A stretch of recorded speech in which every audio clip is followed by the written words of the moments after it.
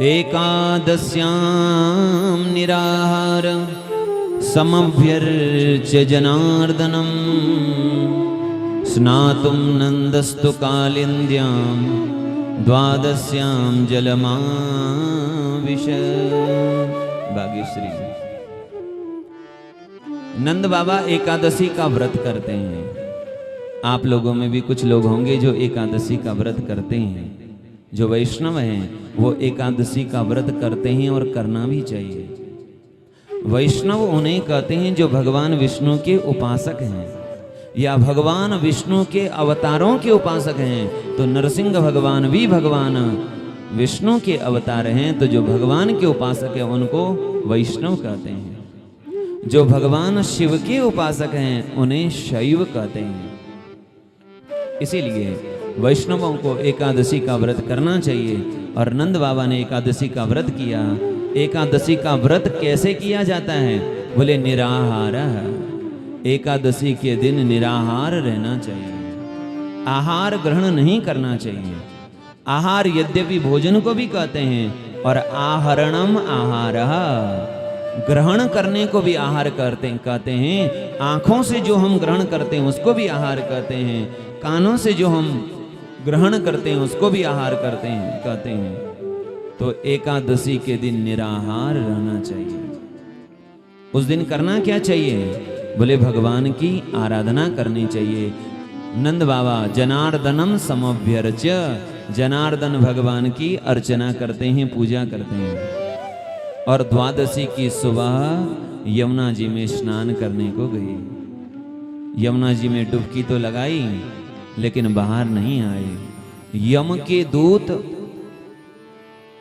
क्षमा करें, वरुण के दूत नंद बाबा को पकड़कर ले गए वरुण लोक में। इधर जब नंद बाबा आए नहीं तो ब्रजवासी कहने लगे बाबा कहीं चले गए।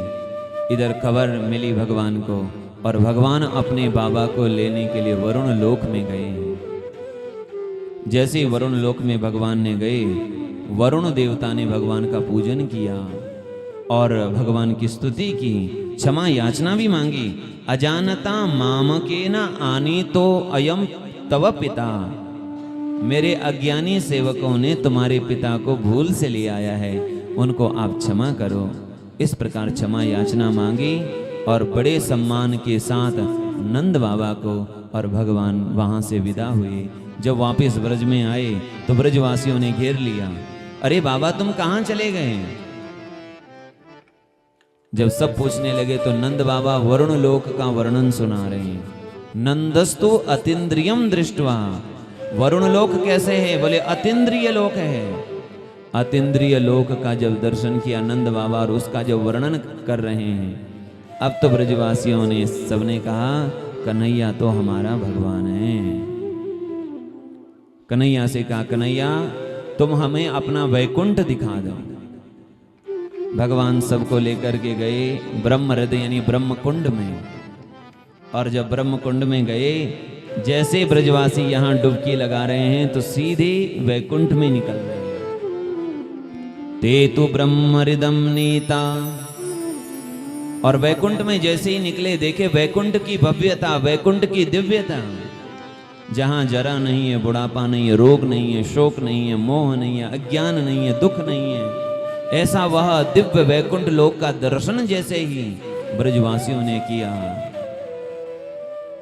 नंदादयस्तु तम दृष्ट्वा परमानंद निर्वृता, नंद आदियों को परमानंद मिला। परमानंद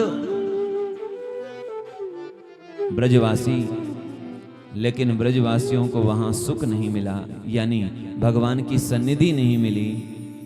इसीलिए ब्रजवासी कहने लगे कहाँ करूं वैकुंठ हूं जाए, हमें ऐसा वैकुंठ नहीं चाहिए जहां हम अपने भगवान के कन्हैया के नजदीक न हो सकें।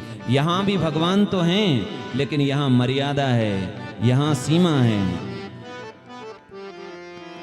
भगवान के दो रूप हैं, थोड़ा आप लोग शांति से सुने।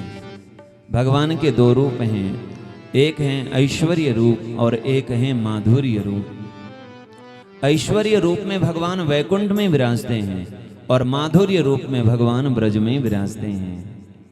जैसे आप देखते होंगे देश के जो राष्ट्रपति होते हैं वो जब राष्ट्र भवन में रहते हैं तो वो उनका ऐश्वर्य रूप है, और जब वह 5 साल बाद राष्ट्रपति भवन से अपने घर में आ जाए वह उनका माधुर्य रूप है। राष्ट्रपति भवन में मर्यादा है, सीमा है, अनुशासन है। वहां बैठने का अनुशासन है, बोलने का अनुशासन है, जिसको आज की भाषा में प्रोटोकॉल कहें। वहां सीमाएं हैं, वहां दायरे हैं। प्रधानमंत्री कहां बैठेंगे, मंत्री कहां बैठेंगे, आम जनता कहां बैठेगी, वहां सब कुछ निश्चित है, वहां दायरे हैं। पर जब वो घर आ जाते हैं तब उनकी कोई सीमा नहीं रह जाती, कोई दायरा नहीं रह जाता। जहां वो बैठते हैं वहीं उनके बच्चे भी बैठ जाते हैं। उनका पोता कहता है दादा मुझे आपके कंधे पर बैठना है, तो राष्ट्रपति कंधे पर भी बिठा देते हैं। पोता कहता है कि दादा तुम घोड़ा बनो और मेरे को तुम्हारे घोड़े पर चलना है, तो दादा घोड़ा भी बन जाएंगे यदि घोड़े बनने लायक होंगे तो जैसे राष्ट्रपति का ऐश्वर्य रूप राष्ट्रपति भवन में है और उनका माधुर्य रूप उनके घर में है, वैसे ही भगवान का ऐश्वर्य रूप है वैकुंठ का रूप। वहां भगवान कैसे का स्वरूप कैसा है, वहां बड़े बड़े देवता भी आते हैं, तो उनके आने की भी उनकी भी एक मर्यादा है, एक सीमा है, एक अनुशासन है। वहां ब्रह्मा जी आते हैं तो वेद मंत्रों से भगवान की स्तुति करते हैं।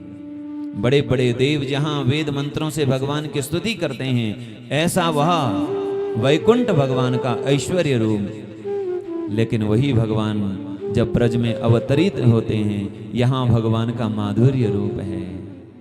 अपने सखाओं के साथ खेलते हैं, जूठन खाते हैं, गले पर गले में हाथ डालकर चलते हैं। यह भगवान का माधुर्य रूप है।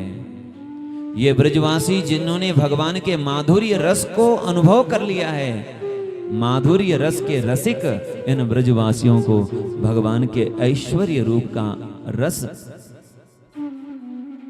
इनको शुष्क लग रहा है, इसीलिए इन्होंने वैकुंठ से वापस ब्रज में आ गए। ये वो वैकुंठ यद गत्वान निवर्तन्ते, लेकिन वहां से यह वृंदावन में वापस आ गए।